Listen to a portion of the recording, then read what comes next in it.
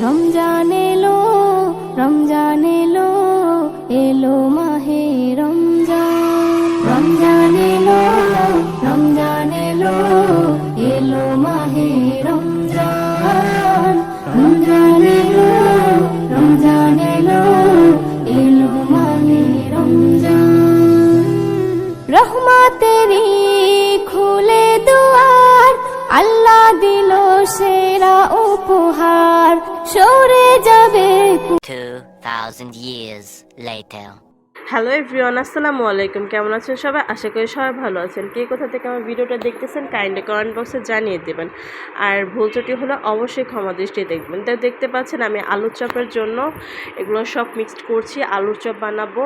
তো এই যে হাতে ব্লেন্ড করে নিচ্ছি আলুর চপের জন্য, ডিম চপ, তারপর বেগুনি, ফ্রুটসও কাটা শেষ। তো দেখতে দেখতে মাহে রমজানে 25টা রমজান আমাদের মাস থেকে চলে গেল। রমজান মাস আর ভাজা পোড়া হবে না, তা কি কখনো হয়? তো আমিও আমার শ্বশুরবাড়িতে গিয়েছি গতকালকে 2টা বাজে। তো যাওয়ার পর দেখি যে তোড়জোড় করতেছে ইফতারের সব কিছু মানুষদের দিবে। তো আমিও হাতে হাতে তাদের করে দিলাম। এই ফার্স্ট আমি ইফতারের জন্য ভাজা পড়া নিজের হাতে করলাম। তো দেখি কীরকম হয়। আলহামদুলিল্লাহ, বিসমিল্লাহ বলে শুরু করেছি। সব কিছুই ভালো ছিল, আমার কাজ কোনো ভুল ত্রুটিও ছিল না। তো আমি তখন একটু কথা বলতেছিলাম, আমার বেবি উঠে গিয়েছে। তো মাঝখানে আমি বেবিকে খাওয়াটা আবার ঘুম পাড়িয়ে রেখে এসেছিলাম, ও ঘুমাচ্ছিল। এর ফাঁকে এসে আমি আলুর চপ আর ডিমের চপটা করে ফেলবো। তো নিয়ে এসেছি আমি আলুর চপ আর ডিমের চপ করার জন্য। ডিমের চপ আমার শ্বশুর বাড়িতে আলু দিয়ে খায়, আমরা কখনো আলু দিয়ে খাইনি। আমরা বেসনে ডুবিয়ে ডিমের চপটা সবসময় খেয়ে এসেছি। তো যাই হোক, সব কিছুই ভালোভাবে আমি করে ফেলেছি।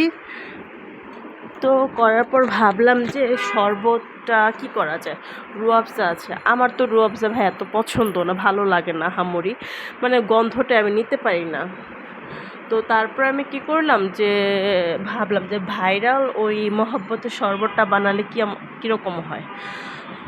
তো আমিও আমার শাশুড়ির সাথে কথা বলে বললাম যে আম্মা আমি শরবতটা বানাই, আপনারা খাবেন? তো বললো যে ঠিক আছে বানা, তাহলে আমি খাই।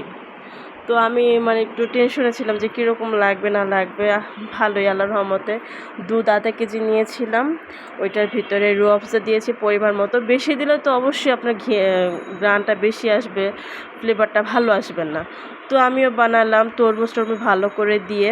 এই দেখতে পাচ্ছেন আমার ভাইরাল সেই শরবত, মহব্বতের শরবত।